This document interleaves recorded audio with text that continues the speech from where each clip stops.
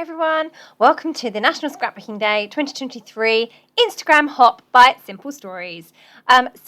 We're all the team are making a layout, and there's a big Instagram hop, so head over there and follow for lots of giveaways and prizes.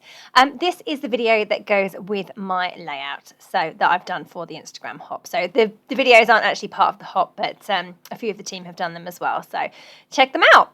I'm using the Here and There collection, considering that it has lots of kind of brown tones, which is really not my favourite colour. I've actually loved working with this collection. I've really enjoyed it. This is the third layout I've made using it, although I don't think the others are released at the time this goes live.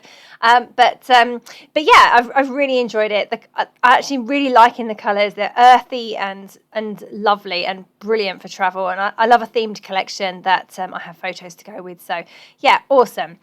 So I've chosen to use this collection for this post. And what I'm doing is I'm creating a large feature for my layout in the shape of a geotag. Now, I made myself a template by just simply downloading a picture or a icon of a geotag from Google Images, and then I printed one out onto an A4 piece of paper, slightly smaller than the original size, but just shrunk slightly because I didn't want it to be 11 inches tall. And then I just used that to cut out and draw around onto that beautiful striped paper that I'm completely in love with.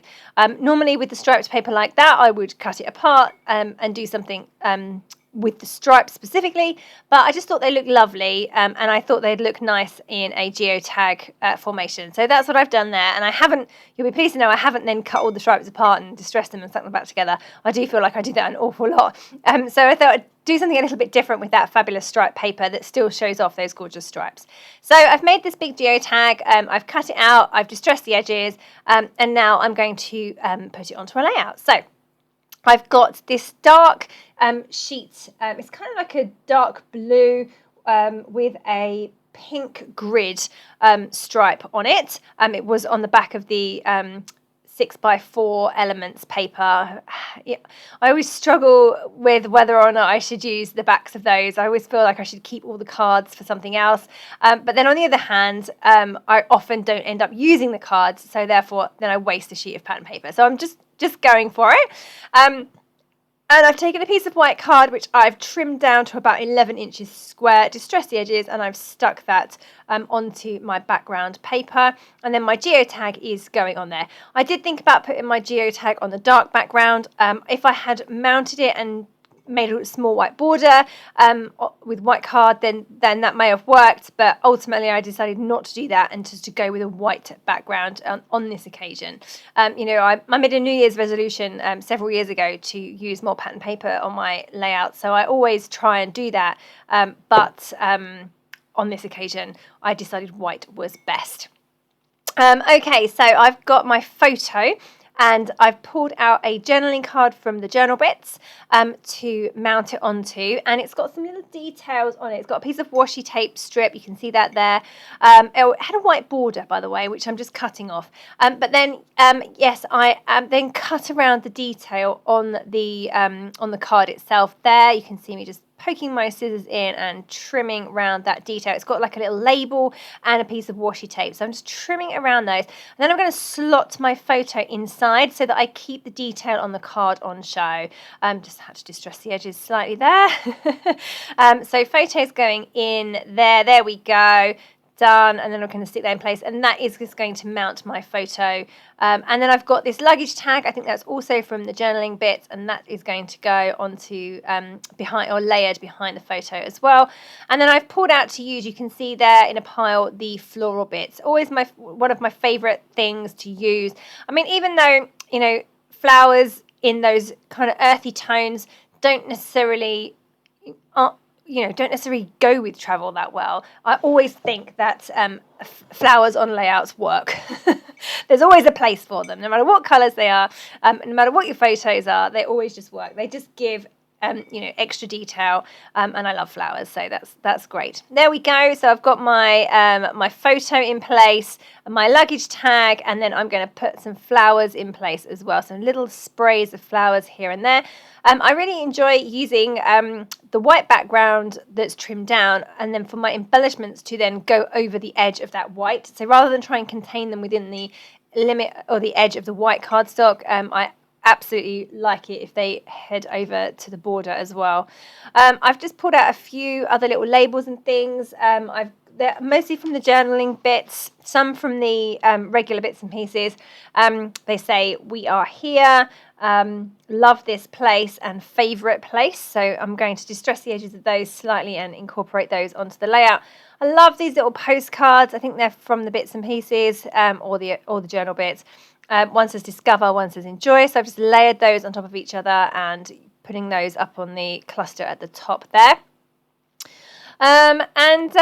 Just going to go through and figure out what else I want to use. I love the foam stickers in this particular collection. The foam stickers have loads and loads of smaller phrases. Quite often the titles are very big, but on this occasion we have a couple of big titles, but then the rest are lots of small things. So it's quite nice because it's easier to incorporate smaller items onto a layout, of course, and icons as well.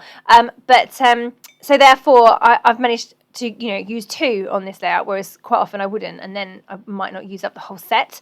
I love the smaller designs. So I've got the word go as my main title in the middle of the geotag, you can see there, and then I've also used travel buddies, which I thought was really cute, on the bottom of my photo. They're both foam stickers. Now just getting everything stuck down. I've arranged everything onto the layout. I'm happy with how it looks, but now I need to get everything stuck in place. Okay, so I've moved forward a little bit now. I've got lots of things stuck down. Still adding bits and pieces. I've added a few more little icons from the foam stickers. You can see those kind of chevron arrows top right. I've got geotags. Some of them are from the chipboard. Some are from the decorative brads, but the chipboard pieces on there. I've got "Let's Fly Away" at the top there. That's also a foam sticker. I love that with the aeroplane on it. Again, one of the smaller phrases that has come from the foam stickers that's really easy to incorporate into your layout. So I think that's 3 titles I've got on this layout, which is definitely good going.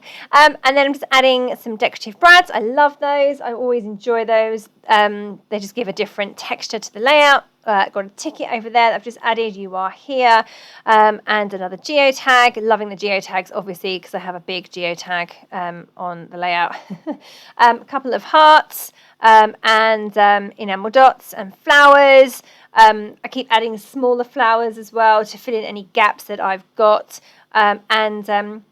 I've added a border around the edge of my white. I just felt that it needed a little bit of separation, so I've given just a hand-drawn border with a dark grey journaling pen.